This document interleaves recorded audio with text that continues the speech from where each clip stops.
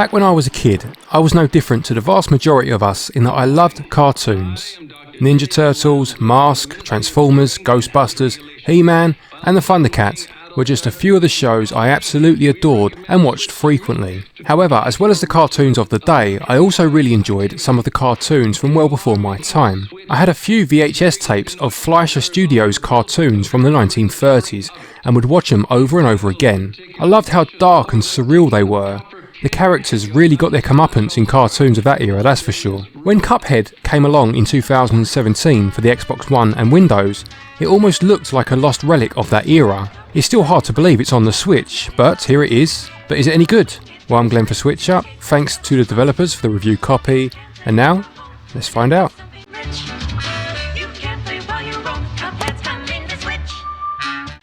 Our tale begins with Cuphead and his friend Mugman liking to have a bit of a flutter at the local casino. Now, being on a bit of a winning streak, a stranger offers to up the stakes, and this stranger turns out to be the devil himself.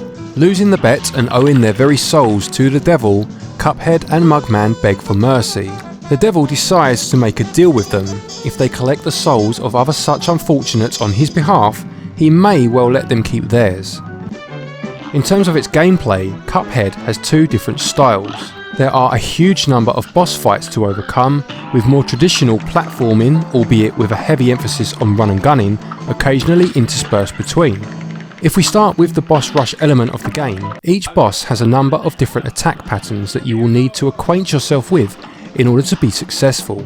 There is a heavy emphasis on pattern memorization and rote learning of each of the moves each boss performs. Each of these bosses will display a visual clue as to when they are about to perform one of their moves, usually by recoiling to get ready to attack, or by lifting their arm, something like that, and noticing these cues is absolutely essential if you are to get out of harm's way in time. As you reach certain milestones within the battle, the boss's behaviour will change to signify that you are entering the next wave of the fight. Die, however, and you will be taken right back to the very beginning. There is no real indicator as to how close a boss is to death within the fight itself, although when you die you will be presented with a progress bar which will show you how close to victory or not you were. Although there are no telltale signs within the battle itself, such as the enemy flashing or the most obvious one being a life bar, once you have tried a boss a few times, you'll begin to learn each stage of the fight and can use this as a barometer for how well you are doing. Some people, I'm sure, may have preferred a clear way of knowing how well they were doing, but having ploughed hundreds of hours into Capcom's Monster Hunter series over the years, this didn't really bother me personally. It's certainly frustrating dying right near the end of a boss fight and having to start again, but it has that special quality in that you will want to try it again straight away, and getting through the early parts without being hit, knowing that you were constantly dying at this very stage just a few minutes before, brings a good feeling and helps keep motivation to continue high. You do feel yourself getting better, even in failure, and you will vow to not fall to the same trick twice, although inevitably you probably will. Boss battles give you the option to choose between simple difficulty or normal, although defeating a boss in simple mode does not count as having collected their soul. The run and gun segments will be instantly familiar to anyone who has played a Contra or a Metal Slug game at any point in the past. You must traverse the levels, navigating platforms while shooting a huge barrage of enemies. The enemies constantly respawn, so the best way to get through levels is to just keep moving, shooting what you must in order to get by and dodging the rest. These sections are nowhere near as frequent as the boss battles, but I really enjoyed their inclusion as they helped to just change things up enough to keep things fresh and provide a little respite when the boss battles became a bit too much.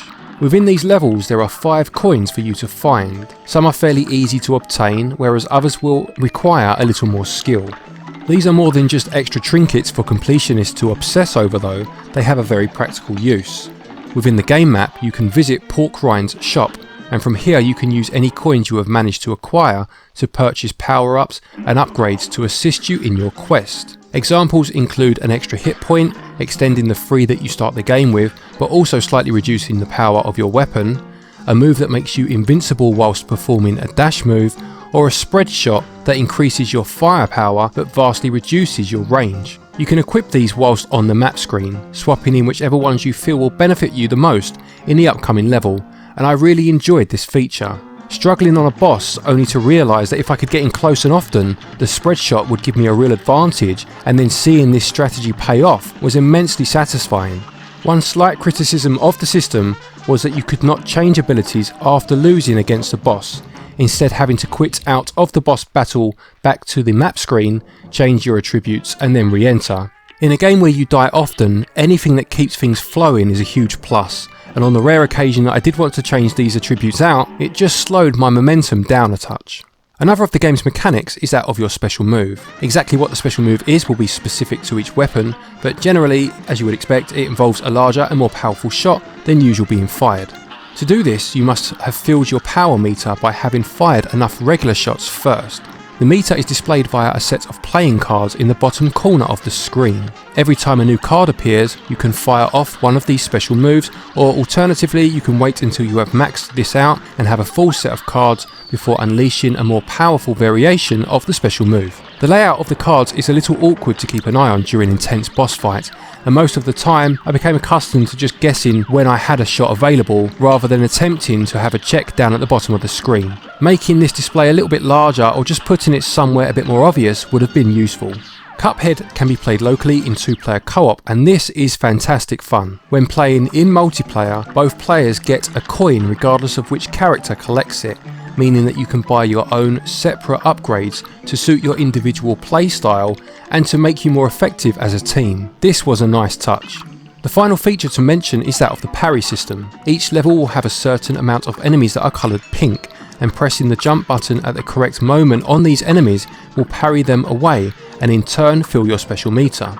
Parrying these enemies is also one of the criteria at the end of a stage when being graded on your performance, along with the time it took to finish the stage, how many hit points and special move points you had left, and on boss fights which difficulty setting you played with as well. The parry system is also how you revive your partner in co-op.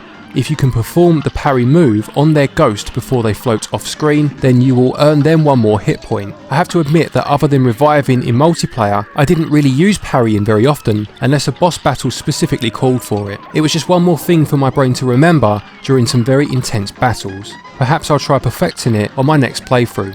Whilst the game relies heavily on pattern recognition, there are rare occasions where a pattern will change suddenly, which at best can cost you a hit point and at worst can lead to you losing a life. This could be quite frustrating at times, as the whole game is built around memorising patterns, so when one changes suddenly, it almost feels like being punished for doing exactly what the game has been training you to do. With all that said, gameplay is absolutely fantastic whether playing in single or multiplayer mode. Cuphead is brutally hard, not hugely innovative, and does cross the line into frustrating territory fairly often, but the sense of satisfaction when you tick off another boss is almost unparalleled. Perhaps a run and gun level or two extra, just to break up the boss fights a bit more, would have been good, but nonetheless, gameplay receives 17 out of 20.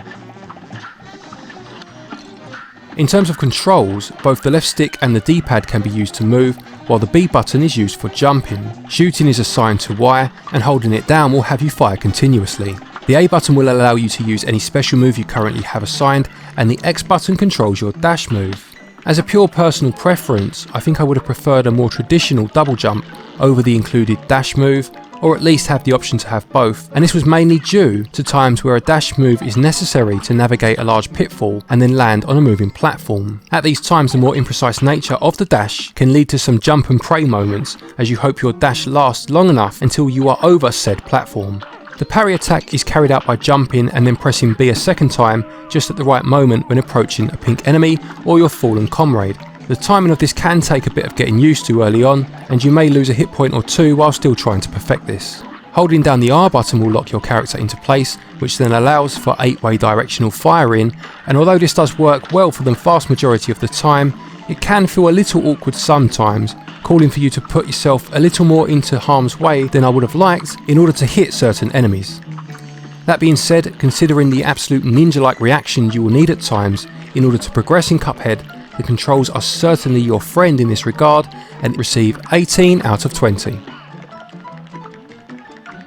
The development team behind Cuphead were inspired by what is known as the rubber hose animation style, predominantly used in the 1930s before it died out as more lifelike animation was favoured.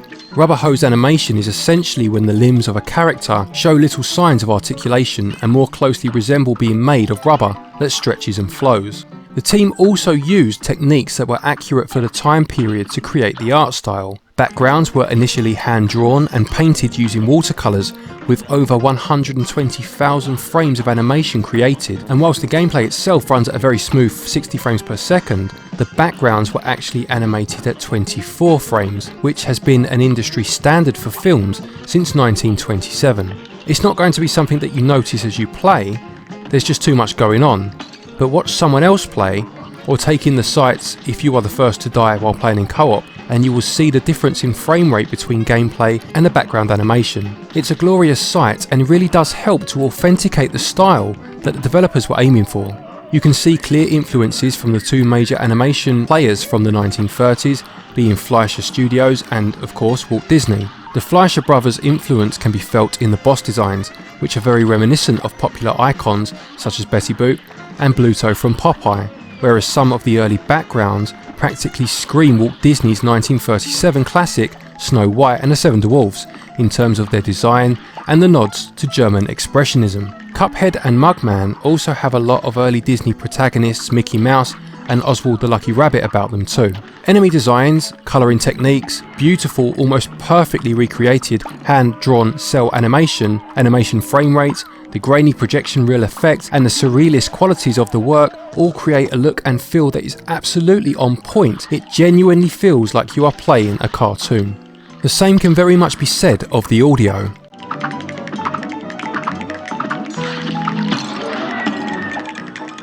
Over 3 hours of music was recorded by musician Christopher Madigan, who worked with over 40 other musicians including big band, jazz and a barbershop quartet. Madigan has stated that he took inspiration from jazz musicians and band leaders of the time such as Duke Ellington and Benny Goodman. Little touches like the crackle as if a record was being played on a gramophone give further credence to proceedings. One thing I would say is that the music is on a relatively short loop, and while it doesn't ever feel repetitive, even when replaying a particular boss fight over again, it doesn't ever really evolve with the boss fight either. It will just play until the fight is over without building to a huge crescendo as the boss reaches its final stages. That's a minor complaint though, and the soundtrack is absolutely stellar. It's amazing how classical techniques from 8 or 9 decades ago have been fused with the modern medium of video games so successfully, and visuals receive the full 20 out of 20, whereas audio receives 19 out of 20. Cuphead costs £17.99 or $19.99, and for this price you are getting 3 worlds with a couple of levels and a host of boss fights based within each, plus the final boss. In terms of how long it will take you to finish, this will very much depend on your skill level and your dedication to memorising attack patterns and your motivation to continue trying should you fail. As your familiarity with the game grows and your knowledge of each boss's attack pattern increases, the less time any subsequent playthroughs will take. There are the coins to try and collect, as well as A rankings to attempt to achieve on each level, and of course the co-op mode just enhances the experience further still. There is certainly a lot here for your money, although replayability will come down to whether you feel the same pull once you have each boss's patterns down pat, or whether you have the staying power to stick with it when the going gets tough. Value receives 18 out of 20. To conclude, Cuphead is tough as nails, sometimes frustrating, but absolutely delightful in every conceivable way. It nails the look and feel of the era it's trying to emulate almost perfectly and delivers an addictive experience that gets the one more try gameplay hook just right.